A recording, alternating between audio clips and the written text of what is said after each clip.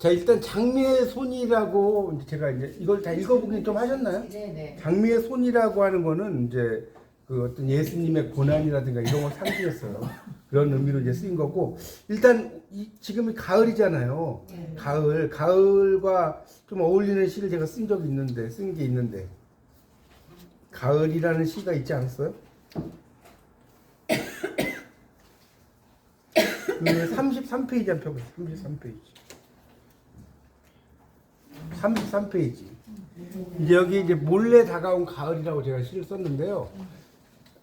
자, 있죠. 몰래 다가온 거. 이게 몰래 다가온 가을이라는 게, 자, 보세요. 여러분, 가을을 보통 이제 일반적으로 쓰면, 가을이 되니, 뭐, 쓸쓸하다. 예를 들어서 시를 쓸 때, 이렇게 쓰면 재미가 있나요? 다 아는 네? 사실. 이게 대부분이, 근데 여러분, 보통 분한테 시 쓰라고 하면, 이렇게 써. 여러분 안 그럴 것 같아요? 나한테 아예 안 그래서 했어요. 안 써요. 자, 보세요. 이 시가 정말 제가 하여튼 여러분에게 이 시를 완전히 샅샅이 분석을 해드릴게요. 자, 보세요. 여기 시라는 거는 이제 어떻게 되면 사물을, 자, 여기 보세요. 칠판. 사물을 어떻게 쓰냐? 사람처럼 쓰는 거예요. 사람처럼. 사물을 어떻게 쓴다고? 사람처럼. 자, 이런 걸 유식한 말로 뭐라고 하냐면, 의인화 아니고 인칭, 은유, 물론 이제 의인화도 있는데 이 의인화하고는 좀 다른 걸 설명해. 인칭, 은유, 심상법이라고 하는 거예요. 인칭, 은유, 심상법. 그러니까 의인화라고 하는 건 뭐냐면, 예를 들어서 이런 거지. 예를 들어서 기차가 뭐랄까요? 담배를 피우면서 길을 달려간다라든가 이런 게 의인화고, 이해가세요? 모든 산맥들이 바다를 연모에 휘달릴 때에도 차마 이곳을 범하지 못하였으니, 이런 게 의인하고, 인칭, 은유, 심상법은 뭐냐면, 사물을, 자, 1인칭으로 쓰면 1인칭, 은유, 심상법이 나와야. 또 봐요. 또 우리. 여러분, 이거 알면 되게 좋아요. 자, 2인칭, 은유, 심상법은 뭐냐? 너희들. 자, 3인칭, 은유, 심상법은 뭐냐? 그들. 자, 여기까지 어렵지 않죠? 3인칭이 그들. 그 다음에 2인칭은 너희들. 1인칭은 나, 우리. 그러면 몰래 다가온 가을이잖아요. 여기에 지금 당신 있죠, 당신. 이 책에서, 33쪽에서 그 당신을 다 동그라미 한번 쳐보세요. 동그라미. 당신을 동그라미 쳐보라고. 둘째 줄에 당신 있잖아요. 네. 이거 뭐 치신 분 있어요? 당신을 동그라미 쳐보시라고. 쭉 밑에까지. 몇 개 안 될 거예요. 한 6, 7개 되나? 당신만 동그라미 치라고, 당신만. 몇 개 되죠? 한 10개 되나?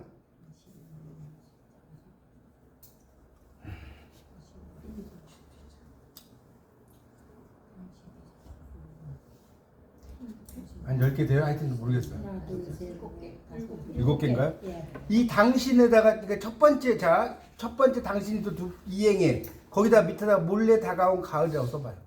그러니까 이행의 당신에다가 몰래 다가온 가을이라고 써보라고. 막 써도 돼요. 뭐 이제 여러분 거니까. 몰래 다가온 가을이라고 썼는데 밑에도 똑같이 쓰는데 뭐 밑에는 쓸 필요 없어요. 제가 왜 동그라미 칠하는지 알겠어요? 자, 봐요. 당신이 몰래 다가온 가을을 말하는 그렇죠. 거죠? 자, 영혼만 발자국이 없는 게 아니었습니다. 자, 이걸 알고, 그러니까 여러분이 공부는 아는 만큼 보이는 거예요. 영혼만 발자국이 없는 게 아니었습니다. 몰래 다가온 가을도 발자국 소리 없이 다가오셨습니다. 몰래 다가온 가을을 사람으로 했어. 자, 여기 보세요. 칠판을. 그러면 1인칭에 2인칭에 3인칭이에요. 당신도 너죠? 그러니까 2인칭 은유 심상법. 자, 거기 몰래 다가온 가을 옆에다 써놔요. 2인칭 은유 심상법. 자, 이 시는 2인칭 은유 심상법을 쓴 시예요. 그러니까 사물을 뭘로 썼다? 사람으로 쓴 거예요. 근데 어떻게 쓰냐면, 자, 심상법인데, 자, 사물을 사람으로 쓴, 여기 보세요. 여기 사물을 사람으로 쓰는데 사물의 특징이 나오면 되겠어요, 안 나오겠어요? 사람으로 썼잖아요. 그럼 사물의 특징이 나와야지 않고 사람처럼 써야 되겠죠? 그러니까 봐요. 영혼만 발자국이 없는 게 아니었습니다. 당신이란 사람도 이렇게 사람으로 볼 수 있잖아요. 발자국 소리 없이 다가오셨습니다. 자, 근데 이게 당신이 누구라고요? 몰래 다가온 거. 여기까지 생각 안 하고 읽으셨죠? 네. 그렇게 읽어야 한다고요. 했어요. 그러니까 가을인데 이제 정확히 말하면 몰래 다가온 가을이에요. 은행잎들이 스노운 옐로우 카펫, 그러니까 이 노란색 은행잎이 떨어지면 옐로우 카펫이잖아요. 흔적 없는 그대와 흔적이 없는 그대. 왜 그러냐면 가을이라는 단어가 흔적이 있어요? 없죠. 이제 좀 알겠어요. 그러니까 여기 그대도 동그라미잖아. 제가 당신만 동그라미 그대라고 당신을 계속 쓰니까 지겨우니까 이제 그대라고 쓴 거예요. 이해가요? 흔적 없는 몰래 다가온 가을과 흔적을 남기는 내가 만났어. 나는 흔적을 남기잖아요. 막 길도 걸어가면 진흙도 묻고 너무 덥지도 않고 너무 춥지도 않은 이 시간, 당신을 만나는 시간은 1년 중 3개월. 그러니까 우리가 뭐 10, 11, 12가 보통 9, 10, 11이 가을이라고 보잖아요. 그죠?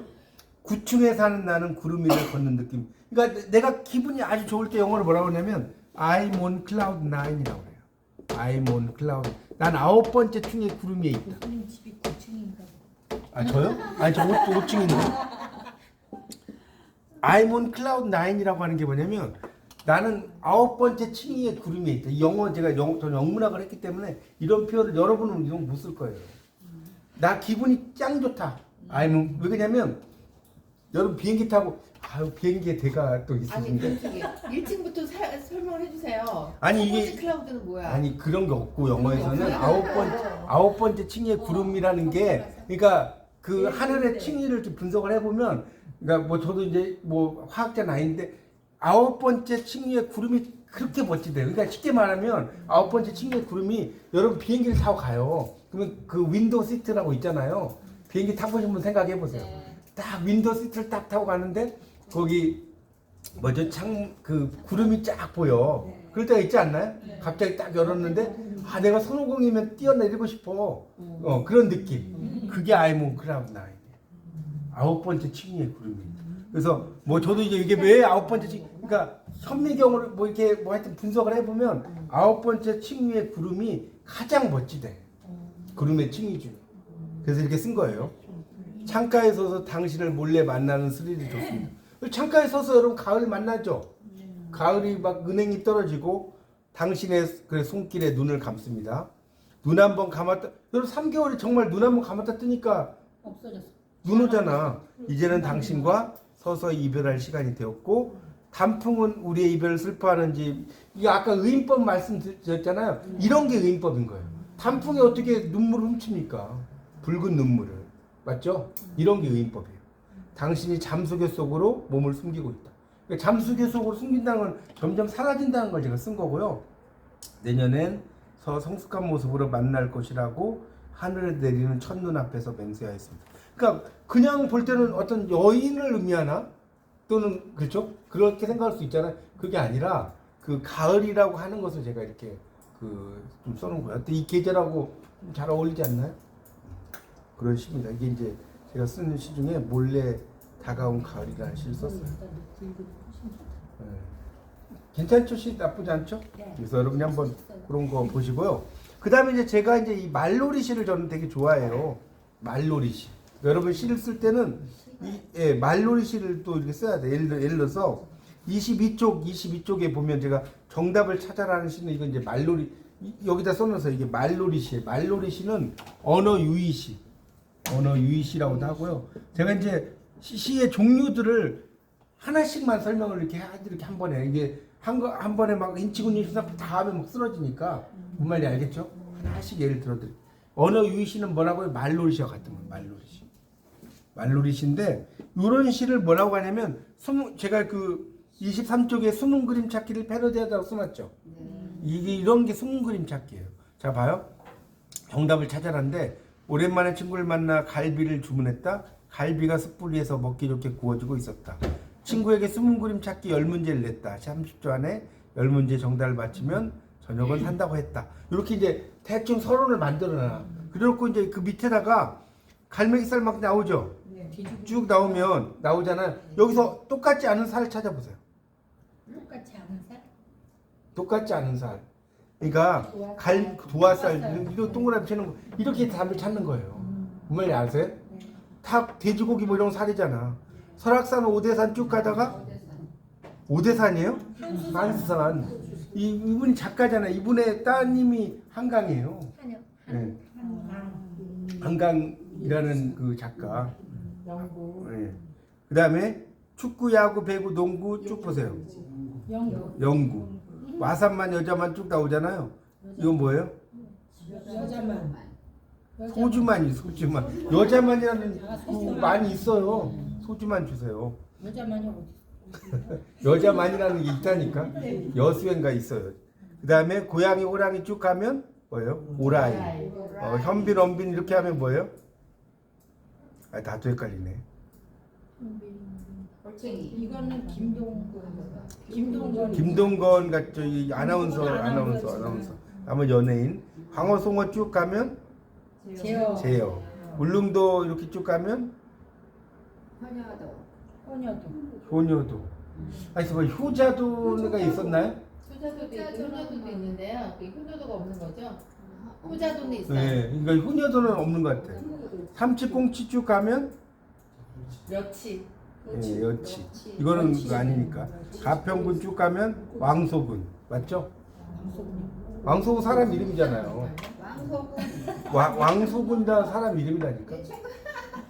그래서 친구는 10초 안에 정답을 맞췄다. 내가 졌어. 소갈리상. 이게 이제 이런 식으로 말을 이렇게 말장난을 시 있죠. 여러분 시를 쓸 때 제가 한 80편 정도 이게 시가 되는데 모든 시를 전부 다 말로를 실수 지겨워요. 그러니까 많이 들어갔더라고요. 아니 그러니까 이 일부에 좀 넣었죠. 일부에 다는 아니고 일부에 좀 넣었는데 그래서 이제 말놀이 시도 되게 재밌는 거예요. 그러니까 제가 좀 좋아하는 시가 이제 말놀이 시가 그런 형태가 있고 그 다음에 그 이제 이런 꿈꾸는 선인장 같은 경우는 34쪽에 나오는 시가 있는데 이거는 이제 상상시라고 제가 쓴 거예요. 꿈꾸는 선인장이 34쪽에 있잖아요. 보세요. 이거는 이제 연필 선인장을 선물 받았고 이게 이제 이렇게 진짜 큰 거예요. 제 집에서 이 사진 제가 찍은 거예요. 연필 선인장은 아세요? 몰라요? 아, 선인장이 이렇게 연필같이 생겼는데 이게 엄청 그 천장을 달 것 같더라고 막. 네, 연필 선인장 있어요 진짜. 근데 처음에는 되게 엄지손가락 정도였어. 근데 점점 커가지고 이제 목이 말라서 갔는데 이제 제가 이 상상시로 이걸 쓴 거예요.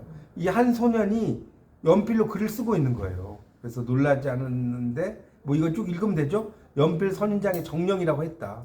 여기서 또 상상이 들어간 거죠. 그래서 이제 얘에게 뭐 여러 가지를 막 가르쳐 줘요. 제가 다 읽진 않겠습니다. 이거는 그냥 상상시니까. 그래서 이제 새벽에 갔는데 소년이 안 보이는 거예요. 그 소년이. 그래서 선인장 앞으로 다가가니까 정령이 말했다. 사람을 만난 죄로 선인장 밖으로 나올 수 없다.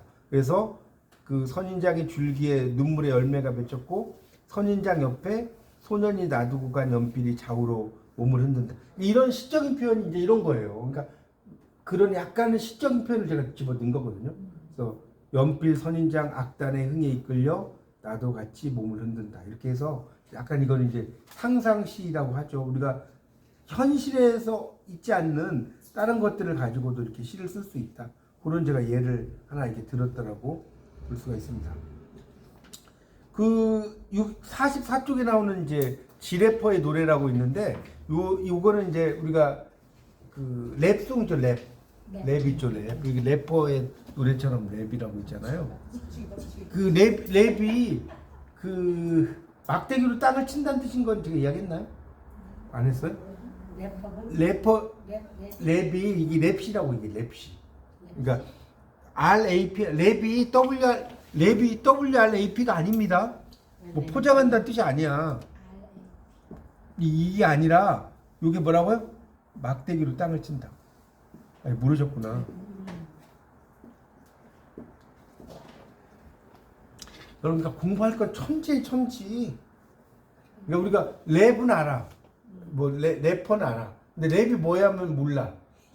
언어의 설사 뭐 이런 건 아는데 랩은 언어의 설사는 그냥 그 뭡니까 이어령 옛날 박사님이 이야기한 거고 그 랩은 언어의 설사는 뜻이 아니라 막대기로 땅을 친다는 뜻이에요. 그러니까 뭐 인천 앞바다가 사이다라도 곡부 없이는 못 마십니다. 이런 거 있잖아. 랩이 언주잖아, 언주. 그렇죠? 그래서 이제 이게 그런 그 뭐랄까 말놀이 시하고 랩 시를 연결시켜 가지고 쭉 쓴 거예요. 이건 제가 뭐 다 읽지는 않겠습니다. 그러니까 그런 그 시라는 게 이렇게 북치기 막치기 북치기 막치기 하면서 시를 쓸 수 있다는 거예요. 여러분 이런 생각 안 해보셨죠? 시를 쓸 때. 그러니까 그래서 이제 약간 이제 말을 이렇게 여러 가지 섞어가지고 이건 이제 그런 거 염두에 두고 여러분이 좀 보시면 좋을 것 같습니다. 되셨죠? 아니 시를 이렇게 써도 되는 거예요? 아 이렇게 써도 되죠 당연히. 시가 뭐 같이 방학을 했어. 방학 속에 같이. 그렇죠, 그렇죠. 아니 그렇죠, 그렇게 쓸 수 있죠. 아니 예, 그러니까 아니 시는 다양하게 쓸 수 있는 거예요. 예. 그렇게 쓰고, 예, 그렇게 쓸 수 있어 당연히. 시가 서정시만 쓰면 그 시가 아니라니까. 여러분 80편을 다 서정시를 쓴다고 생각해 보세요. 근데 이건 꼭 수필집 같아. 아 이거 스킬집 같은 것도 있고 아닌 것도 있고 그런 거죠. 그 다음에 그 49쪽에 나오는 이제 장미의 손이라는 시인데 장미의 손 이거는 이제 49쪽에 그러니까 이 그 49쪽에 나오는 장미의 손은 이제 장미 있잖아요. 장미를 이제 사람으로 제가 표현한 시예요. 여기 보면 고양시에서 꽃을 사랑한 인물로 초대를 했고 이제 고향궁으로 달려갔다고 썼는데 이제 이거는 이제 어떻게 쓴 거냐면 고향에 가면 그 꽃 박람회를 하잖아요. 1년에 한 번씩 그 꽃 박람회를 하는 곳에 이제 가서 이제 그 뭐랄까 꽃들을 의장대로 이제 표현한 거예요. 제가 꽃들을 뭐 이걸 제가 다 읽을 필요 없잖아요. 시는 읽어보시면 되니까 의장대로 이렇게 표현을 했고 거기에 이제 판타지 정원으로 갔다 이렇게 써놨죠. 판타지 정원에서 이 멀리서 봐도 아름다운 여인들은 가까이에서 보니 더욱 아름. 우리가 장미라는 게 또 장거리 미인이라는 뜻도 있잖아요. 장미를 줄이면 멀리 봐서도 아름답잖아요. 네, 장거리 미인. 그래서 앞에 있는 여인이 손을 대면, 그러니까 이 앞에 있는 여인이 결국은 장미를 가리키는 거죠. 이해가시죠? 앞에 있는 여인이 손을 내밀었다는 거니까. 근데 그녀와 가볍게 악수를 나눴을 뿐인데 피가 맺혔다. 가볍게 악수를 했지만 그렇죠. 그래서 그녀의 손에는 삶의 시련들이 알알이 박혀 있었다. 그러니까 이 가시가 있다는 걸 이렇게 쓴 거예요. 그러니까 우리가 예수님의 고난처럼 그래서 예수님께서 가나안 여인의 간절한 간청에 응답하듯 가시 박힌 손으로 환하게 웃고 있었다. 그리고 축제가 끝나게 궁을 나오는데 손을 흔들고 5월의 따뜻함 속에 그녀가 내 손에 남긴 꽃의 향기가 구찌 불름 향수보다 향기롭다 해서 이 장미를 그러니까 어떤 여기 지금 이 시집의 제목에도 이렇게 썼잖아요. 예수님의 어떤 고난이라든가 이런 것들을 제가 이제 이렇게 시적으로 그러니까 이 장미인데 그 장미를 그러니까 이것도 그녀라고 썼잖아요. 그러면 이거 아까 제가 설명했죠. 인칭 은유 심상법 중에 뭐겠어요? 3인칭 은유 심상법이잖아요. 요 시가 3인칭 은유 심상법으로 제가 시를 쓴 겁니다. 그렇게 이해하시면 돼요. 3인칭 은유 심상법. 그러니까 여러분 이제 시를 쓰실 때 그렇게 여러 가지 형태로 쓰는 거고 여기 지금 56쪽에서 이제 나오는 개미의 조론 이력서는 개미를 이제 사람처럼 제가 이제 쓴 시예요. 개미의 조론 이력서라고 있잖아요. 이것도 읽어보셨죠? 그러니까 개미의 부부를 통해서 여러 가지 이제 삶의 흔적들 이런 것들을 이제 이거는 이제 길게 이 산문시처럼 이렇게 쭉 써놓은 거죠. 개미 부부의 이야기를 통해서 우리가 이제 우리에게 좀 약간 어떤 메시지를 전달하려는 그런 것들. 그러니까 시라는 거는 그러니까 여러분이 쓸 때 그 하나의 주제로만 쓰는 게 아니라 다양하게 쓰는데 남들이 좀 생각하지 못하는 것들이라든가 이런 것들 있잖아요. 그런 걸 좀 쓰시면 돼요. 60쪽에 이거는 제가 약간 서정시로 쓴 시가 동주 날다예요. 60쪽을 보세요. 윤동주 시는 다 알잖아요. 그렇죠? 그 경복궁역에 가서 지금 3번 출구로 나와서 마을버스 그 윤동주 문학관 가보셨어요? 서울에 혹시? 네. 네. 거기 가보면 마을버스를 타거든요.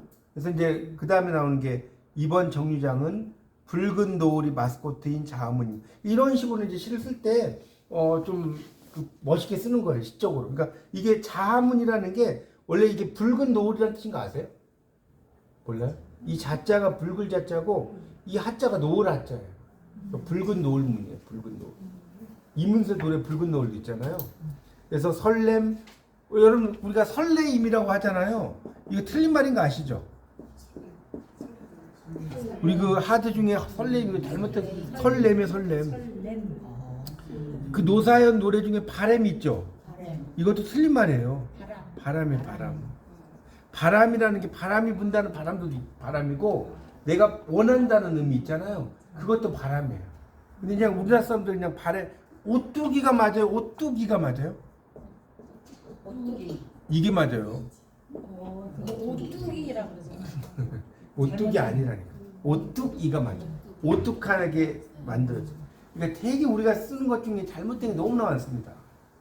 그래서 여기도 이제 설렘 한가득 안고 그를 인터뷰하러 간다. 근데 여러분 그 윤동주 문학관의 맞은편에 무슨 도서관이 있어요? 윤동주 문학관. 몰라요? 청운도서관 있어. 청운도서관 혹시 안 가보셨어요? 아 여기 되게 멋진데 여러분 서울 여행 가면 여기 꼭 가보셔야 돼요. 그 청운도서관이 기가 막힌 경치가. 그 밑에 윤동주 문학관의 맞은편에 도서관 안에 들어가면 거기가 뭐가 멋있냐면 무슨 정자 같은 게 있는데 거의 막 신선 사는 세계 같이. 그리고 거기에 막 폭포수 같은 게 막 흘러내려요. 그러니까 어쨌든 그래서 그의 집 맞은편에는 맑은 구름이 액자 밖에 산수화로 펼쳐져 있다. 액자 속에 청운도서관이 병풍으로 펼쳐져 있다. 이렇게 쓴 거고요. 우물에 비친 얼굴을 보며 원고지의 마음을 이거는 이제 그 윤동주에 대해서 쭉 이렇게 사나이라고 하면서 제가 운을 맞춘 거예요.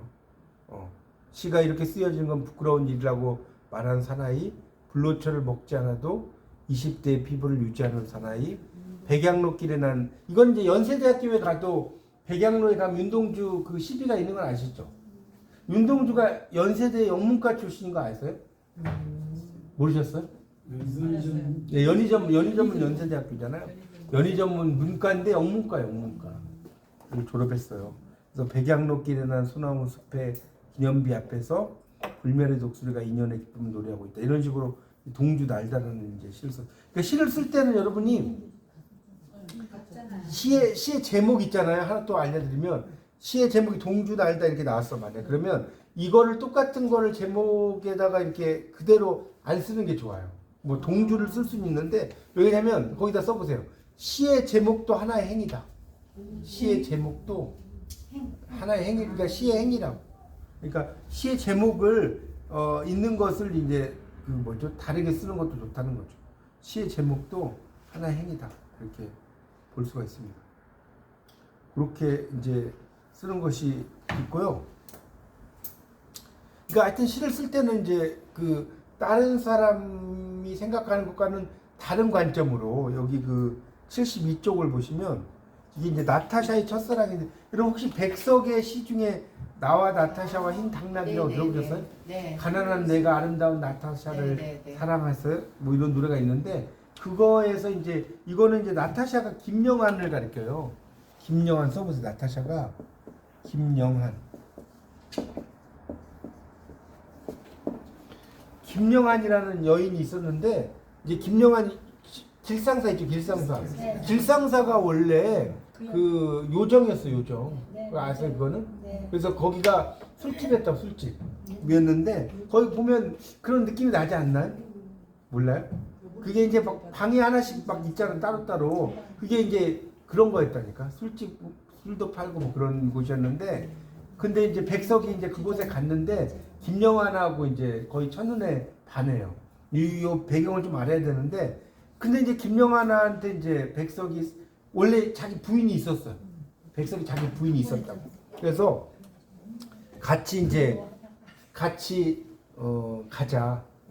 몰래 길을 떠나자라고 했는데 이 김영환은 백석에게 이제 부인이 있었잖아요. 그러니까 그 부인의 입장에서 결국 떠나지 못하죠.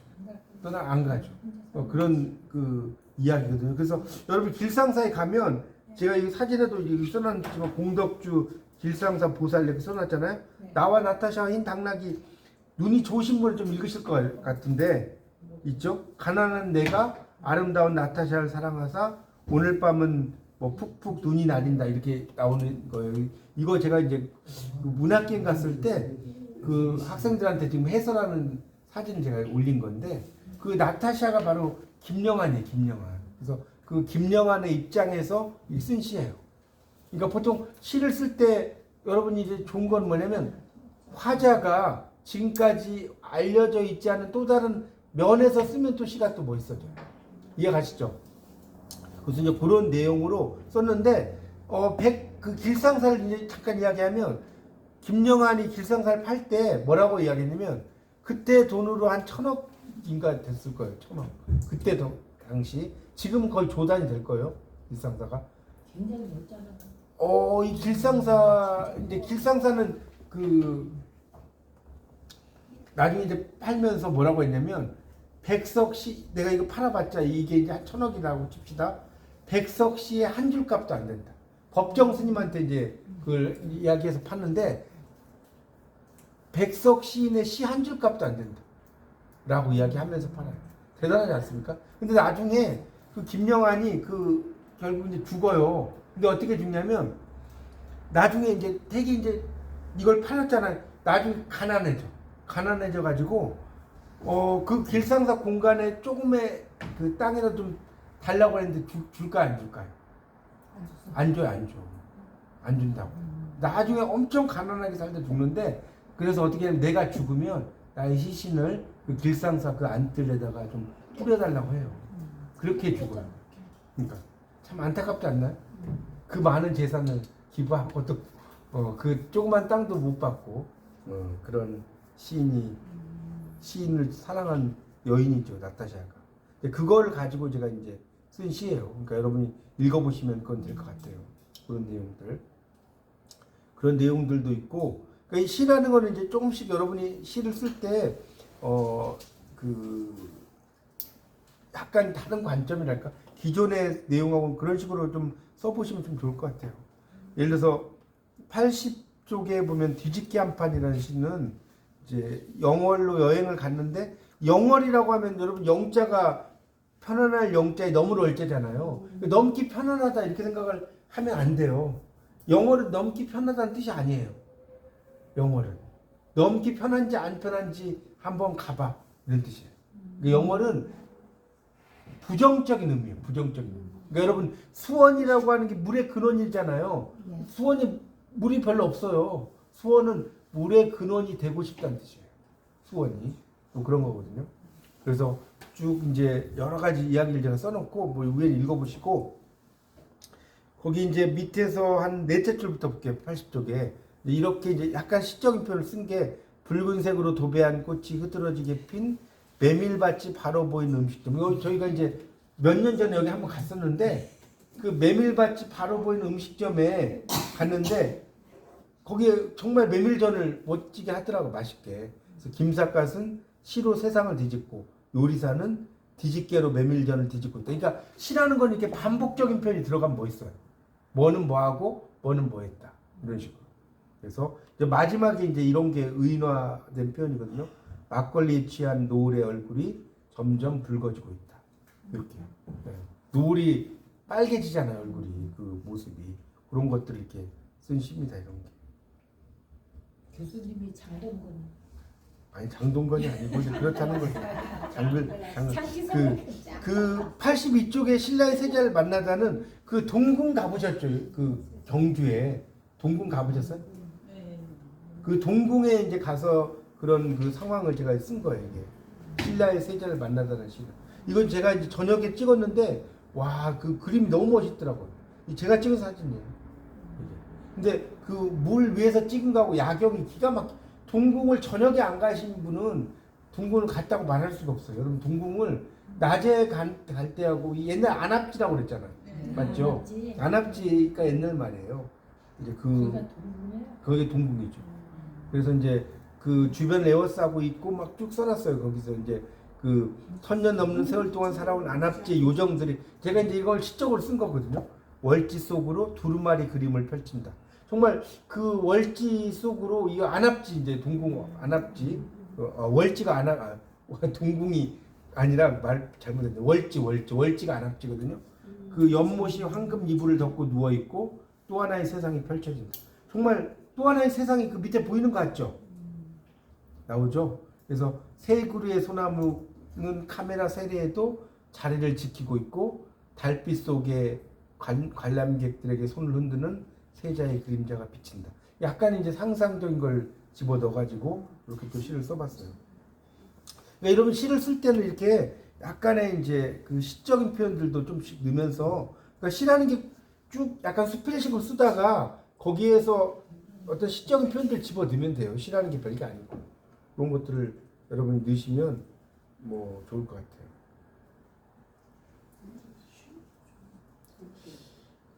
그리고 이제 뒤쪽에 나오는 것들은 이제 제가 그 뭡니까 기독교적인 것도 있고 아닌 것도 있고 이 디아스포라까지 좀 오늘 하나 더 하고 마치겠습니다.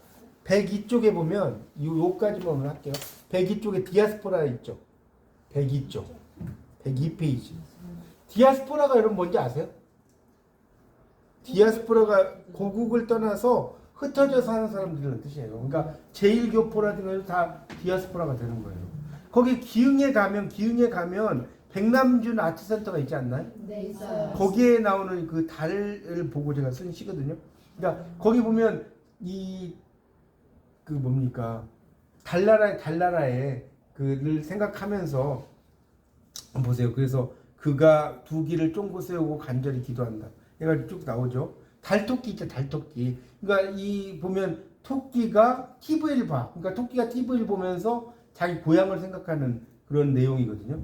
그래서 쭉 그 아이들이 절구로 방아를 찢는 모습, 약간 의성어도 제가 집어 넣으면서 쭉 써놨거든요. 그래서 그도 그를 따라 눈물을 흘리고 달에는 아직도 토끼가 산다라고 이제 하면서 시를 좀 썼어요. 디아스포라라는 시를. 그래서 이제 여러분이 하여튼 시를 쓸 때는 그런 그 이제 뒤쪽은 제가 이제 성령과 관련된 걸 좀 생각을 하면서 쓴 시들이니까 여러분이 쭉 읽어보시고 하여튼 이제 시는 중요한 거는 뭐냐면 묘사 심상법, 그다음에 상상 심상법, 그다음에 서정시 같은 거, 서정시 뭐 이런 것들이든지 여러 가지, 그다음에 그 관찰 심상법 이런 여러 가지 내용들을 여러분이 좀 생각을 하시면서 한번 시를 이렇게 써보시면 되게 좋아요. 뒤에 나오는 것들 제가 이제 신앙시들을 좀 주로 많이 써놨고요. 쭉 읽어보시면 그런 것들이니까 뭐 하여튼 뭐 이걸 제가 다 일일이 뭐 설명을 할 필요는 없을 것 같고, 그러니까 시라는 거는 이제 중요한 거는 다양한 관점으로 써야 된다. 그러니까 하나의 관점으로만 쓰면 지겹고, 제가 이제 디카시도 여기다 보면 써놓은 게 있어요. 디카시 같은 경우는 짧게 쓰는 거예요. 그 어디 갔지? 이렇게 예를 들어서 38쪽, 39쪽 이렇게 보면 뭐 시를 쓰는 일이란 포용적 일이 나오잖아요. 그러니까 디카시 이 38, 39 이런 걸 디카시라고 써보세요. 디지털 카메라시 디카시인데 이 디카시는 디지털 카메라를 디카라고 하잖아요. 디카시인데 5줄을 넘어가면 안 돼. 5줄로만 쓰는 거예요. 그림 넣고 5줄. 그게 디카시거든요. 정말 이해 가시죠? 그래서 이제 이렇게 시를 쓰는 일이란 어떻다 라든가 포용정이라는 게, 이게 국남지라는 거 들어보셨어요? 국남지? 부여에 가면 국남지 안 들어봤어요? 국남지에 가면 포용정이 뭐냐면 그 서동이 엄마가 용하고 사이에서 태어난 게 서동이에요. 거기 용이 그 국남지에 그 있는데 서동 네? 영꽃 많은데 거기 아 그렇죠 그렇죠. 그래서 서동이 엄마하고 이제 서동, 그러니까 용이란 건 왕이겠죠. 왕 높은 사람. 그 사이에서 이제 서동이 태어난 이야기거든요. 그런 것들을 제가 쓴 시입니다. 그러니까 하여튼 시는 이렇게 다양한 형태로 여러분이 이렇게 쓰세요. 예를 들어서 그 5월의 향기에 취하다 같은 경우는 한번 보세요. 이거는 31쪽에 나오잖아요. 여기는 끝에 전부 다 갈짓자를 제가 써놨어요. 갈짓자. 뭐뭐 했지 할 때 다 갈짓자로 써놨잖아요. 이렇게 해서 쓸 수가 있는 거예요. 무슨 말인지 아시겠죠? 그러니까 시라는 걸 여러분 그 고정관념을 버려야 돼. 뭐뭐 했지 할 때 했지로 이 갈짓자를 썼잖아요. 그러니까 시라는 건 뭐냐면 이런 형태로만 써야 된다는 고정관념을 버리시면 시가 된다는 겁니다. 그러니까 이런 걸 토대로 해서 여러분이 뭐 읽어보신 분 다시 한번 또 읽어보시고 쭉 한번 봐보세요. 그러면 제가 또 뭐 제 이야기를 막 하려니까 또 그러네. 그러니까 뭐 어려운 내용은 별로 없으니까 쭉 이렇게 읽어보실 수는 있을 겁니다. 내용들. 오늘 이렇게 이제 제가 삼위인곡에 대한 이야기도 좀 했고, 사랑에 대한 이야기도 했고, 뭐 시에 대한 이야기도 했고, 뭐 마무리로 조금씩 뭐 한 말씀 하시고 마치도록 할게요. 그리고 다음에 다음 달에 수업할 거 좀 이야기 좀 하고 여기서부터 한 말씀씩 하시고 마치도록 할게요. 한 말씀씩 하시라고. 오늘 3인국 공부하고 이렇게 시들 좀 공부한 게 어떠셨는지.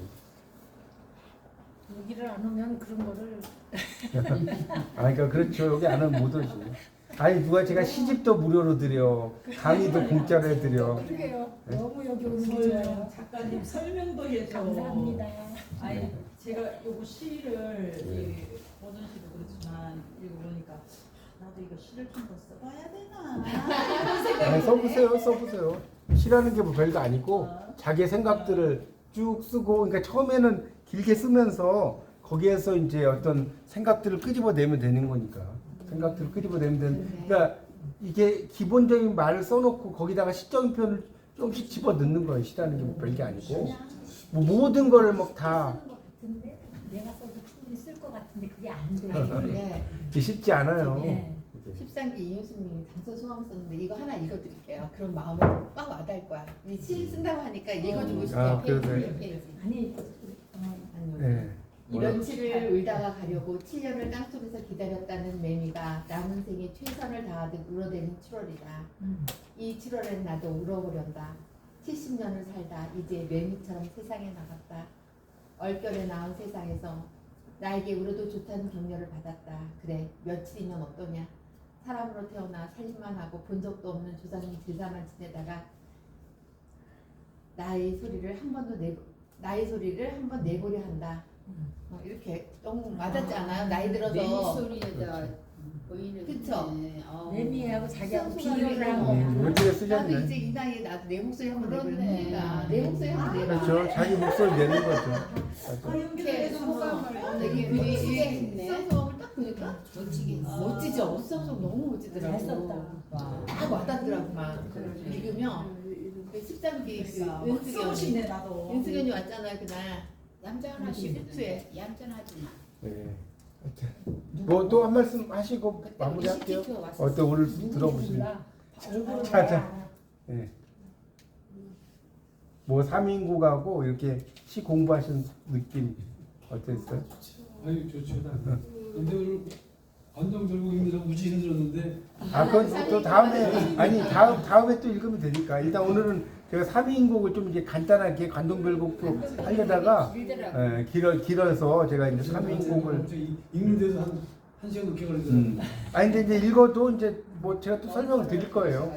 설명을 드릴 건데 하여튼 중요한 거는 제가 구어하고 이렇게 그러니까 시는 이제 뭐 이제 여러분이 읽으시고 제가 이제 큰 틀만 잡아드리도록 할게요. 이걸 다 또 설명을 한다는 게 조금 우스운 것 같으니까 제가 흐름을 이해가시죠? 네. 그거는 이제 그 정도 하고 여기 이제 3인국 같은 경우는 여러분이 되도록이면 읽으시면서 이렇게 내 걸로 공부라는 건 그래요. 마무리를 하자면 뭔가를 읽어서 그걸 내 걸로 만들려는 연습을 해야 돼. 그래서 어찌라고 읽어버리면 할 말이 없잖아요. 그러니까 읽으면서 내가 정말 3인국의 진짜 여성 화자가 돼서 내가 남자에게 채인 여자야. 그래갖고 그 여성 화자가 돼서 막 똑같이 공감하고 뭐 이런 거 있잖아요. 이 공감을 잘해야 돼. 공감을 되게 잘해. 특히 이제 여성들이 공감 능력이 뛰어나요. 그래서 어떤 뭘 보면 막 어떤 TV 속에서 막 여인이 울고 있으니까 5살짜리 꼬맹이가 손수건을 들고 막 닦아줘요. 우는 여인을. 여성이 이제 훨씬 더 공감 능력이 있다는 건데 하여튼 그런 걸 통해서 특히 이제 문학은 그런 것 같아요. 내가 그 작품 속에 들어가 가지고 그 작품 속에 화자가 돼서 여러분 쭉 한번 읽어보시면 좋겠고요. 다음 시간에 제가 이제 송민곡도 다 읽어보셨겠지만 송민곡하고 관동별곡 있어요. 관동별곡 그 2개를 좀 할게요. 오늘은 제가 이 시하고 3인곡만 했고 그 송민곡하고 아시겠죠? 송민곡하고 관동별곡 할 테니까 그렇게 하고 11월 달에는 언제가 좋죠? 그거 이야기하고 마치도록 할게요.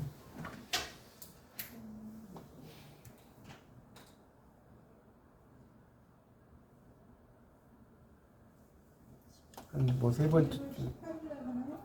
그러니까 뭐 월요일인데 여러분 안 겹치는 날짜를 말씀하셔요. 아 이제 그게 시간은 위로 갔잖아. 상관없어요? 네, 그러네. 그러면 뭐 한 셋째 주 정도 해도 될 것 같은데. 셋째 주에 원래 안 하니까 상관없어. 예, 그 11월 셋째 주가 며칠이죠? 18일이요. 18일. 18일. 예, 알겠습니다.